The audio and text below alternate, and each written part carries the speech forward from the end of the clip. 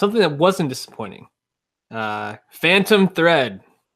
Man, so it finally in wide release as of January 25th, I believe. Took forever.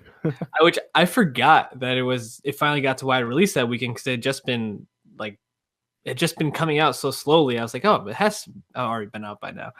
So I showed up to the theater and it was actually pretty packed. Like I couldn't believe how many people were there. And I was like, why? This movie's been out for a month now. Why are people just getting to it? Makes a lot of sense with the slow release. So this is Paul Thomas Anderson's first movie since 2014's Inherent Vice. Paul Thomas Anderson, widely regarded as probably top 3 filmmaker right now. Yeah. I think it's like him and Christopher Nolan in terms of guys that are pretty well tenured, been in the game a while. They're probably a step above Wes Anderson, but Wes Anderson's about the same age as them. They're all around like 50, late 40s, whatever. But yeah, I mean, what was it like? What was your theater experience like for a packed theater? Because this is a very unique movie. It's unlike anything I saw throughout 2017, no doubt. It was funny because obviously I've listened to some podcasts that like the Bill Simmons podcast had an interview with Paul Thomas Anderson, and they talked about how the movie is funnier than a lot of people realize. Yeah. So I went in and I was ready for that. So I felt like I was laughing a lot at first when people weren't okay with that, or weren't ready for that. So I felt like almost in a way I was like leading them to be like, oh, I guess I can like laugh at this or giggle at this part, which was nice. Yeah. You just don't know what you're watching at the start if you have no idea really going in. You know, the trailers don't tell you much. No, so, I mean, I felt that way as well. I was like, I didn't know what to think of it for the beginning. Yeah. But overall, I mean, it was interesting to watch with a group because movies like this, I feel like I usually see with only a couple of people in the theater. So this was strange. You know, it's hard to pick where to start with this. This is supposedly Daniel Day-Lewis's last performance. He's been nominated for Best Actor. What did you take away from his performance in this movie? Yeah, I mean, it was definitely a great note to go out on if it was in fact the last note. Yeah, it's a really good performance. It's not as in your face physical like Lincoln, and it's not as dramatic and emotional as say Daniel Plainview and There Will Be Blood. It's a much more measured dialogue-y role. Obviously, he's hilariously named Reynolds Woodcock, which is probably the sign you should know that this movie is going to be low-key hilarious. Yep. But yeah, it's I mean, some of like the one-liners, just the way he delivers those lines. I mean, he's such a obviously he's it's been talked to death for good reason. He's such a stud. Yeah.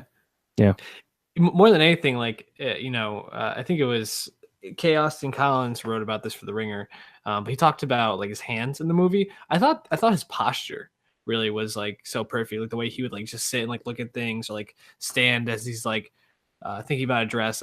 He does those subtle things that no other actor really does in their performance. Also, the way that he played off of Alma, Vicky Krieps, was their scenes back and forth were so like tension filled, but also like would have the perfect, like when she was like making fun of him, like it just like broke the tension so perfectly, and it really brought it down to like the absurdity of their relationship and the absurdity of the expectations within their relationship. She was a standout for me. She was nominated for Best Actress, I believe. No, Vicky Krieps was not nominated. It was Leslie Manville that was nominated, correct? For Best Supporting Actress. Supporting, yes. Vicky Krieps. The movie doesn't work if she's not as good as she is. Yeah, I mean, she's a relative unknown. I believe she's from Luxembourg.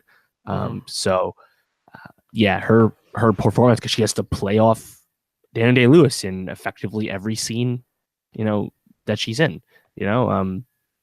And she's such a good foil for him. And then once you realize how the movie's going to end and what's going to happen and the direction her character is going, it's just, I mean, she sells it so well. But I mean, it's so weird because the movie's so unique and some of the stuff in it is just so flat out absurd, but not in like a not in like a in your face kind of way, just in kind of like, oh, like once you understand what you're actually watching and what's going on, it's just so surreal. And I think the movie's like so genius for that, because the screenplay, which was not nominated for best original screenplay, but the screenplay is so smart and so well written. And of course, DDL just can chew on dialogue in his sleep, and of course he does. But yeah, Vicky Krieps, definitely a breakout. She'll have her pick of roles after this. Definitely. Yeah, it's so funny to think about certain moments in the movie.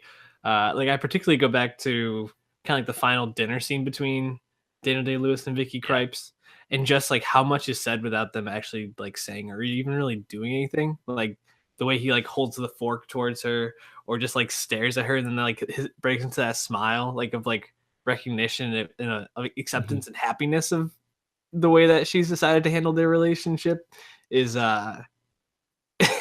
it's I can't remember really seeing a movie about a relationship like this ever. No, especially one that works this well.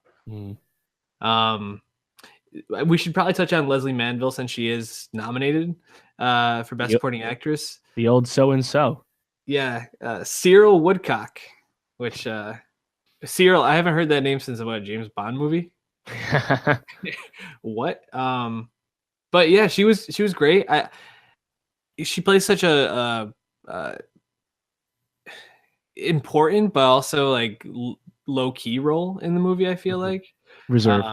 Yeah, which is important, because if her character is any more boisterous like her brother, Reynolds, it would made the movie just a little bit too much, I think. I don't really have too much else to say about her performance. Anything that stood out to you particularly about it? No, it's just really strong. Again, she really chews on her lines. I'm really happy that we saw it last week. I'm really happy that she was nominated, because I think Best Supporting Actress, I mean, it was kind of weak at the bottom. Octavia Spencer, looking at you. So the fact that this is getting recognized is wonderful. Honestly, Vicky Krieps also was, I think, worthy. Would you consider her a Best Actress versus Supporting? I think she's probably a lead actress, right? Definitely, she's definitely a lead in this movie to me. I don't have the field in front of me. I can't really recall it, but I don't know if there's anybody in particular that I think she should have taken their spot over. Yeah, I mean, it would have probably been like Meryl Streep. She was like the last pick. Yeah, I haven't seen the post yet, so I can't really speak to that, I guess. Yeah, because I mean, you're taking McDormand, you're taking Ronan, you're taking Sally Hawkins, and you're taking Margot Robbie. So yeah, it's definitely Meryl Streep, who doesn't, honestly, Meryl Streep doesn't need the extra nomination that she's not winning. No. So give it to the newcomer, if you ask me. Yeah, I agree, but Meryl Streep is gonna always get the nomination. Yeah, that's Big Little Lies, Meryl Streep to you. I know, unbelievable, man. It's the peak of peak TV. It's unbelievable, indeed. So it's nominated for 6 Academy Awards: Best Picture, Best Director, Best Actor, Best Supporting Actress, Best Original Score, and Best Costume Design. I mean, costume design is kind of hard to say. I don't really know. Who's it going up against for costume design? Because it's literally a movie that's about making the costumes. It's an interesting point. Let me pull it up here. I just, because it's like, it's English. It is like a set in the past movie, so you have like the retro vibe to the costumes. I just don't know if they stand out enough to win the award. It's going against Beauty and the Beast, Darkest Hour, Phantom Thread, The Shape of Water, and Victoria Abdul. Of note, Beauty and the Beast and Darkest Hour, the same person is up for the award, Jacqueline Duran. Didn't know that. Yeah, that's probably just going to go The Shape of Water. Probably. Usually the Best Picture winner or a top Best Picture contender sweeps a lot of down ballot stuff. So yeah, it's probably just going to go Shape of Water, which is also a period movie, similar kind of case. So it's tough to make that argument. So if that's the case, I would imagine that this will probably get shut out of awards unless Johnny Greenwood wins for Best Score. Yeah, which, I mean, again, the 6 nominations were such a surprise that you just happy. It's a win in and of itself. Exactly, because the consensus was that not enough people had seen it. It just wasn't enough buzz. All the other award shows leading up to the Academy Award nominations reflected as such. So the fact that especially like Leslie Manville, I mean, no one thought that was coming, let alone all the other ones. So DDL is probably the only nom that was on everyone's. But like I said, Gold Derby, no one predicted the Best Picture nomination, and those are the expert award predictor people. So great. Yeah, they're just the recognition is great. It's funny you mentioned Paul Thomas Anderson as one of the greats of his generation. He's never won Best Director, nor has a movie he's made won Best Picture, which is also true for Christopher Nolan. And after this Academy Awards, it'll still be true for both of them. So it's kind of interesting how that goes, Yeah, I think it's one of those things similar to our discussion about the Grammys, where sometimes people that put out the best work consistently don't always get honored for it at these sort of things, but their impact culturally is way bigger than the people who like Guillermo del Toro at this point. I have a theory about Daniel Day-Lewis.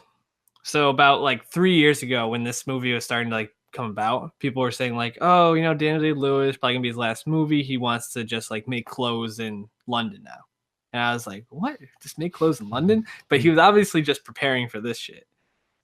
What if he's actually saying he's retiring from being an actor because that's the next role he's going to play? Oh, thoughts? Wow. Inception, Daniel Day-Lewis. You got to write that piece, dog. I like that a lot. That's dope.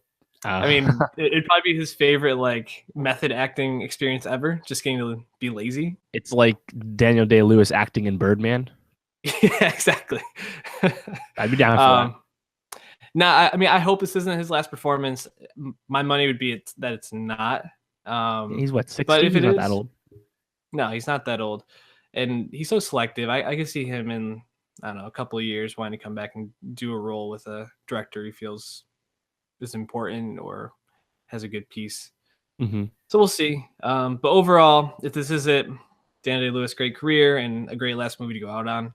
We recommend seeing Phantom Thread when you can, and seeing all the Oscar movies, which we will be talking about.